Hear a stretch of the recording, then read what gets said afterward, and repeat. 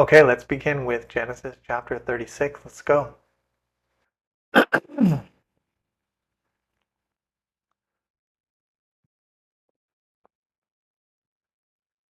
it starts off with the generations of Esau. Then we have Esau, Edom, settled in Seir. The sons of Esau, the chiefs of Edom, the chiefs of the Horites, the kings of Edom, the chiefs of Edom, Jacob.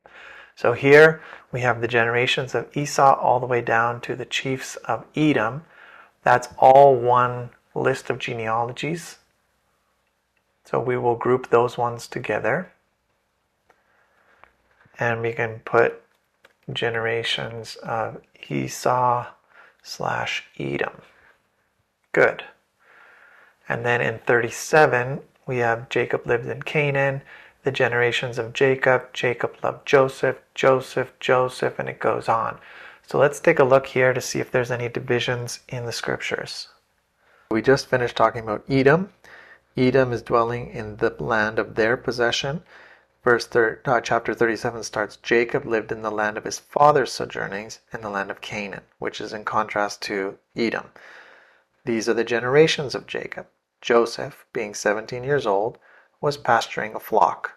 He was the favorite son of Jacob. Okay, so these are the generations of Jacob. Who's the most important one? It's going to be Joseph. So this is all connected as one story. Then we go up to here in verse 5, and it says, Now Joseph had a dream. Then, down here in 9, then he dreamed another dream. Okay, so we saw Jacob lived in Canaan, the generations of Jacob, and Jacob loved Joseph more. Okay, so those three would all go together as kind of like an opening story, a starting point for all of that which is to come. So here we have generations of Jacob. Joseph is the favorite. Israel loved Joseph more than any of his other sons. In verse 4, but when his brothers saw that their father loved him more than all of his brothers, they hated him and could not speak peacefully to him. So the introduction here, it concludes with Joseph being the favorite and all the brothers hating him. Verse 5, it says, Now Joseph had a dream, and he told it. And here at the bottom it says, they hated him even more. Verse 9, then he dreamed another dream. And then even his father and his mother reacted to him. His father rebuked him. And his brothers were jealous of him. Okay? So it's building all up.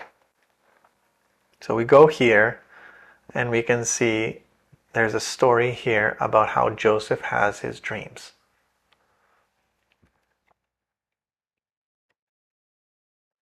So Joseph's dreams, brothers, hatred.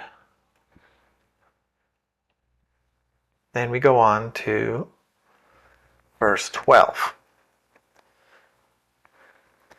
Now his brothers went to pasture their flocks, and then Israel sends Joseph, and he went after them. So they saw him from afar, and they start to conspire. So this is all part of that one story.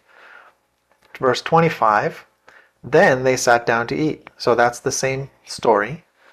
29, when Reuben returned to the pit and saw that Joseph was not in the pit, okay, so they're selling him, then this is still part of the story. Reuben can't find him. And it ends with Israel hearing about it, and he's like, I'm going to die. Verse 36, meanwhile the Midianites had sold him in Egypt to Potiphar, and so that's where Joseph ends up. End of story. It happened at that time. Who's the center? Judah. Judah went down to his brothers, blah, blah, blah. So what we want to do is we want to combine all of those stories together here. So Jacob sent Joseph to his brothers. Brothers threw Joseph into pit. Joseph sold to Ishmaelites, blood robe identified by Jacob. And then we have Judah, son. Okay, so this 4 would be one story. And Joseph sold by brothers ends up in Egypt.